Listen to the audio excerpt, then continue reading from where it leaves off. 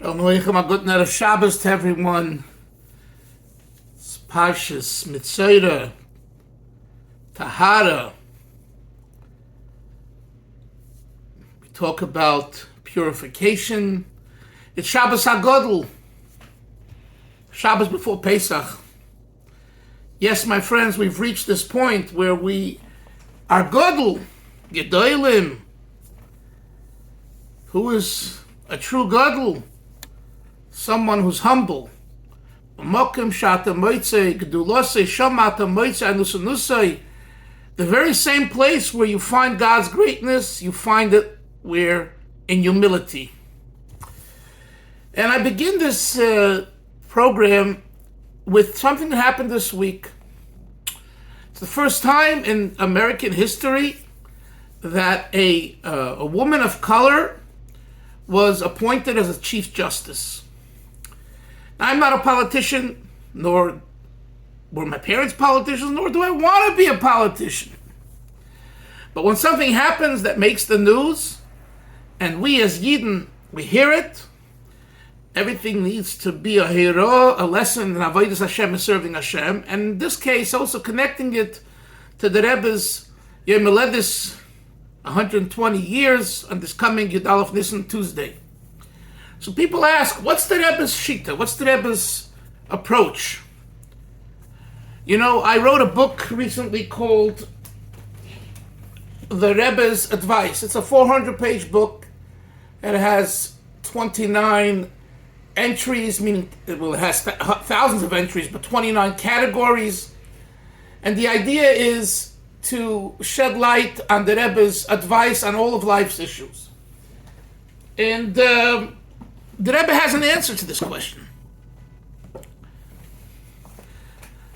The Rebbe's answer is that race and color doesn't matter when it comes to a decision that's fair and square.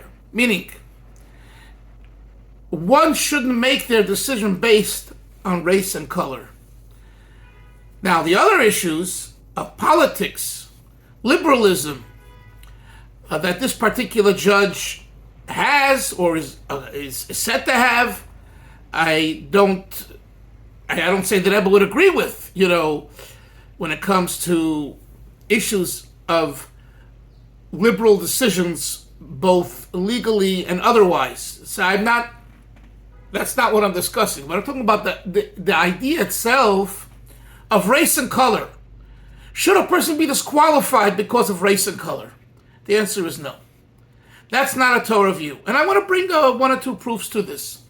Years ago, Rabbi Groner, Rabbi Yitzchak Groner Shalom of Melbourne, Australia, told over that he knew someone whose child was looking to marry someone, a girl whose mother didn't, it was very questionable whether she used the mikveh. If you look into the Holy Zohar, there's very sharp and severe words said about a child coming from such a union. And Rabbi Groner said that he was involved and he wrote this concern to the Rebbe, and the Rebbe took his pencil and he made a big X on the question. In other words, that should not be an issue to stop that particular shidduch. In other words, these type of things are not important from the Torah Jewish Rebbe perspective. That's the truth. I'm not talking now about, emotions and family, but those are all subjective. We're looking at the objective truth. The objective truth is, if a person is yellow, green, black, purple, white, Hispanic, Chinese, American, Israeli, Sephardi, Ashkenazi,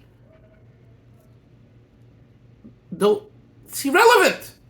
Truly irrelevant. Is the person a good person?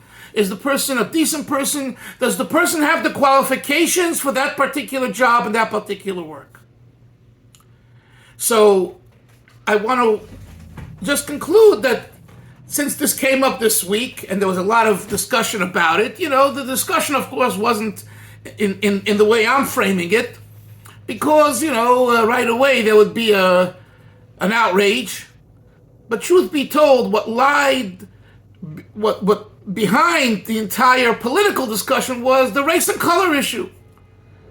And this is not a Jewish issue. I'm talking about the Rebbe and Yudalef Nissan.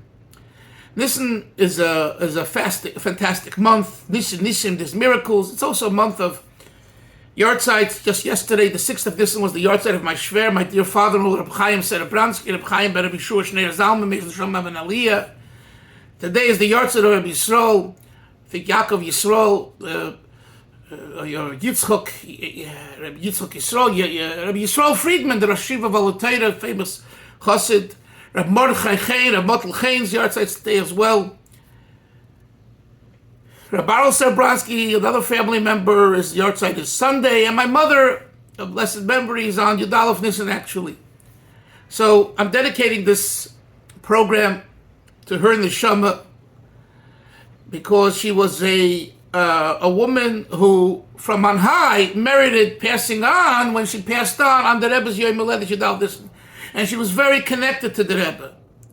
Although she was a survivor, she was born in Poland, she went through the war and was raised in Costa Rica with no Jewish school at the time in the 1950s.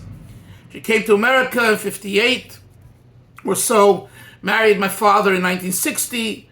I was born shortly thereafter, and she built together with my father a family, a Lubavitcher family, a Hasidic family, with children, today grandchildren, great-grandchildren, Kadei Nahara.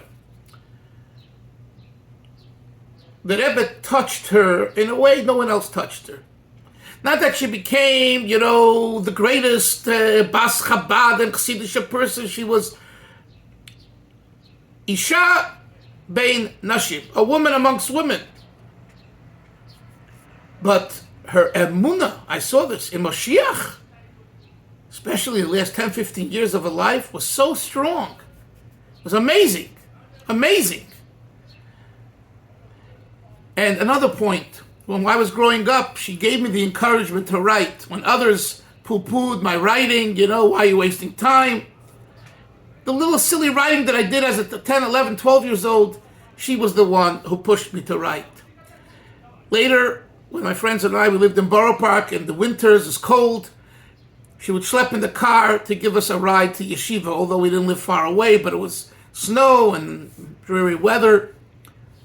And then finally, the Farbrengen sometimes would go 1, 2, 3 in the morning, and she would come to pick us up so we should be able to stay at the Farbrengen till the end.